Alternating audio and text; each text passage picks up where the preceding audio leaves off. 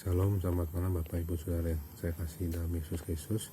Pada malam hari ini kita akan merangkum tujuan dari menempuh padang gurun ini. Sebelumnya kita akan mulai dengan doa.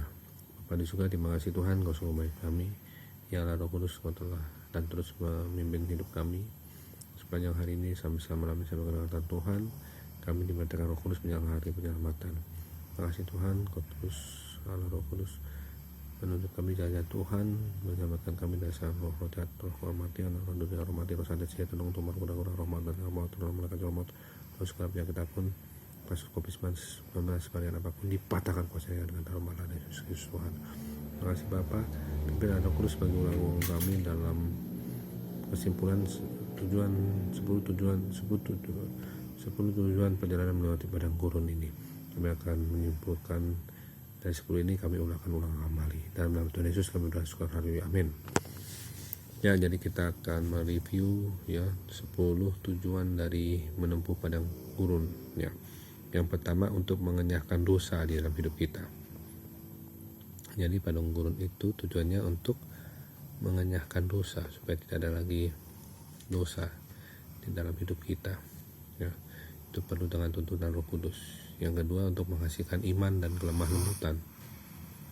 Jadi iman itu di saat muncul itu dari pendengaran akan firman Tuhan, dan juga bisa muncul ketika kita melewati padang gurun dan kelemah lembutan tentu saja. Yang ketiga, untuk menghasilkan kepercayaan dan kebergantungan kepada Tuhan di dalam hidup kita. Jadi kebergantungan dan kepercayaan kepada Tuhan itu sangat-sangat mungkin kalau kita melewati padang gurun, karena tidak ada hal apa lagi yang kita harapkan, hanya Tuhan satu-satunya harapan kita. Memang kita sadari tidak mudah hidup ini, apalagi menjelang masa pandemi ini dan menjelang masa tribulasi ya. Jadi masa pandemi yang belum berakhir dan masa tribulasi, jadi tidak mudah. Jadi kita harus bergantung dan percaya kepada Tuhan dalam kehidupan kita. Yang keempat, untuk membuat kita ahli dalam peperangan rohani. Sebenarnya kita ini kalau lihat firman Tuhan Efesus 6:12 bahwa perjuangan kita bukan melawan darah dan daging. Jadi perjuangan kita bukan melawan manusia, tapi melawan roh-roh jahat ya. Jadi kita membuat ahli dalam peperangan rohani. Yang kelima, untuk merendahkan hati kita. Jadi memang kita menyadari kita bukan siapa-siapa, kita tidak mampu. Untuk sebab itu kita berdoa untuk minta pertolongan Tuhan. Yang keenam, untuk menguji ketaatan kita ya. Ketaatan ini penting karena konsistensi dan kesetiaan ini adalah fase yang memang harus dikerjakan secara disiplin. Ketaatan, karena ketaatan ini adalah suatu upaya di mana kita terus melakukan sesuai dengan apa yang kita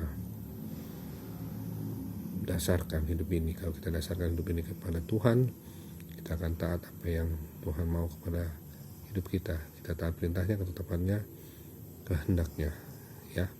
Itu dasarnya. Untuk yang ketujuh, untuk mengajarkan tentang kepuasan kepada kita.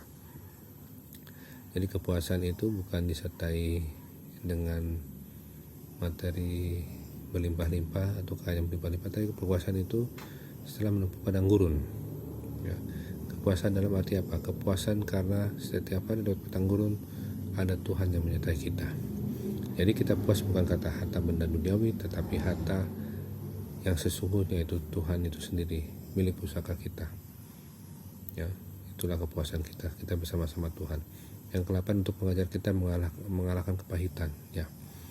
Jadi di padang gurun itu supaya kita mendapatkan damai sejahtera ya. Hidup kita terasa manis ya, tidak ada lagi kepahitan dalam hidup kita, karena hidup kita terasa manis ketika melewati padang gurun. Yang ke-9, untuk memberi kita harta kekayaan yang tersembunyi dalam masa yang kelam ya. Harta kekayaan yang tersembunyi itu adalah Tuhan kita, itu Yesus Kristus, karena dialah harta yang sesungguhnya. Kita mencari Tuhan karena hati kita berada di Tuhan, karena firman Tuhan berkata, di mana hartamu berada, di situ hatimu berada. Jadi hati kita berada di Tuhan. Yang ke-10, untuk memilih kita di dalam dapur kesengsaraan. Jadi ketika di dalam dapur kesengsaraan ada upah yang Tuhan sediakan, yaitu dipilih. dipilih untuk melakukan kehendak Tuhan dan cara-cara Tuhan, dan dipilih Tuhan untuk mendapatkan karunia firman Tuhan, rapture ya, 1 Tesalonika 4 ayat 17. Kalau kita mendapat karunia janji kudus Tuhan, firman Tuhan di 1 Tesalonika 4 ayat 17, itulah upah Tuhan membeli kita di dalam kesengsaraan. Ya, sebelum rapture kita mungkin ada sesuatu, ya ini mungkin ya, ada sesuatu yang sebelum rapture itu pasti ada sesuatu hal yang akan diberikan. Roh Kudus akan memberikan membuat penglihatan ya kepada semua manusia di bumi, karena nubuatan Nabi Yoel akan tergenapi. Kita akan menjadi saksinya ya. Jadi ini sesuatu yang sangat mungkin, dan kita harus siap sedia bersyukur. Amin, haleluya. Mari kita satu dalam doa. Bapa di surga, terima kasih Tuhan, Kau sungguh baik-baik kami, terpuji Engkau Kristus, selama-lamanya kami bersyukur kami bisa mendapatkan kesempatan melewati padang gurun ini bersama-Mu Tuhan. Terima kasih Tuhan, dan jaga kami Tuhan untuk hidup berkenan, tidak bercacat, tidak bercela di hadapan-Mu Tuhan. Berikan kami tidur nyenyak, bangun kami besok pagi jam 4 atau jam 5 dengan tubuh segarkan untuk melakukan saat teduh Tuhan. Di dalam nama Tuhan Yesus kami berdoa, Allah Roh Kudus penguasa alam sadar bawah sadar kami dalam tidur kami malam ini, karuniakan ya Roh Kudus, karuniakan tidur nyenyak dalam nama Tuhan Yesus.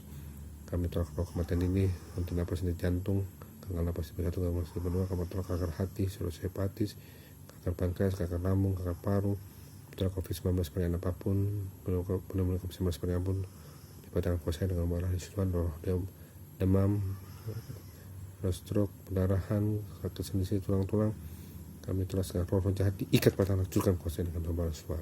Terima kasih Tuhan, segala puji hormat syukur dan bagi Tuhan Yesus Kristus, amin. Demikian firman Tuhan yang kita sudah memang bahas sebelumnya, tapi ini adalah kesimpulan dari 10 tujuan dari menempuh padang gurun.